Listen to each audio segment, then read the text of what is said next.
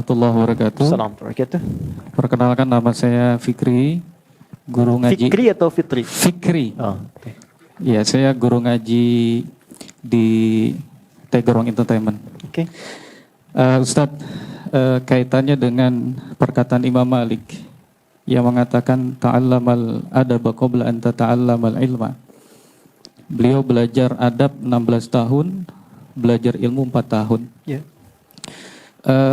Pertanyaan saya, kenapa belajar adab itu jauh lebih lama dibandingkan dengan belajar ilmu? Yeah.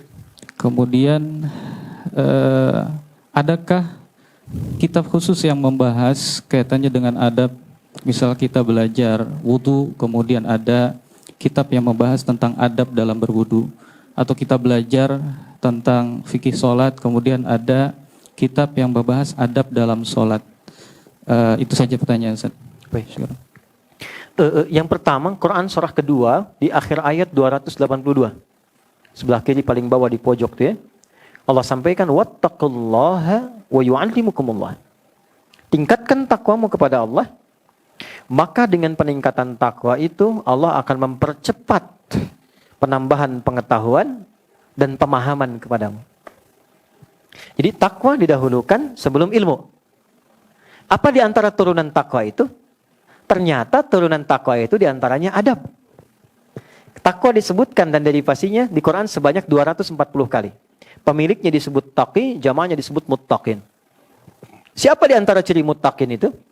2. 1, yang punya adab terhadap Allah. Dari mulai dia menata bangunnya, dia doanya, dia berinteraksi dengan istighfarnya. Quran surah ke-51 ayat 15 sampai dengan 23.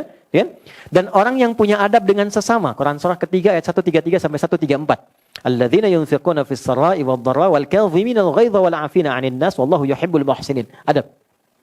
Kenapa adab didahulukan sebelum ilmu? Adab itu sikap moral yang membimbing kita untuk berperilaku baik. Jelas? Kalau orang berilmu, adabnya belum baik, moralnya belum baik, maka dia akan berbuat perilaku yang buruk, yang damage-nya lebih besar dibandingkan dengan orang yang belum punya ilmu. Orang korupsi kalau pintar, ngambilnya banyak. Dibandingkan dengan orang yang mencuri tapi nggak pintar. Ya kan? Kijang-kijang nanti durian disimpan di sini ya. Tuh. Ya, banyak motifnya. Dan damage-nya lebih banyak. Sama, jangan dikira orang yang punya pengetahuan tapi minim adab, jangan dikira bermanfaat. Merusaknya akan banyak. Ya, akan banyak. Siapa yang banyak memberikan fatwa yang keluar buruk, dan itu mencelakakan. Betapa banyak orang belajar, tapi kemudian setelah belajar berselisih. Ada yang mencela si fulan, ada yang mencela si fulan. Ada yang suami baru ngaji pulang mencela istri. Istri baru ngaji, bid'ahkan suami.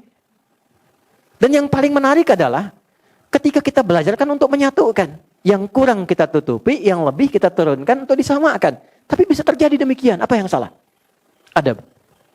Maka Islam datang untuk melatih adab terlebih dahulu. Dan saat yang bersamaan ilmu diberikan. Jadi tidak harus nunggu 16 tahun. Itu bersamaan. Karena saat berajar adab pun sedang belajar ilmu. Ilmunya khusus adab. Karena itu para ulama itu mendahulukan pelajaran adab dengan babnya sebelum masuk kepada ilmu-ilmu pokoknya. Apa di antara contohnya? Imam An-Nawawi itu menulis kitab Riyadhus Shalihin 1896 hadis.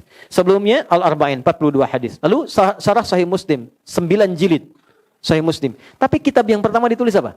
At-Tibyan fi adab hamalatil Quran. Bagaimana ahli Al-Quran itu punya adab dalam mengajar dan dalam belajar. Anda lihat di antara bab pertamanya. Wala yata'allamu illa mimman kamulat ahliyatuhu. Tidaklah seorang murid belajar kecuali kepada guru satu yang pakar di bidangnya. Jangan sampai ini mengundang belajar hadis tapi pada orang yang tidak tahu hadis. Kalau gurunya pakam fikih, fikih saja. Gurunya tafsir, tafsir saja. Jangan diminta guru tafsir ngajar fikih. Salah. Yang kedua apa?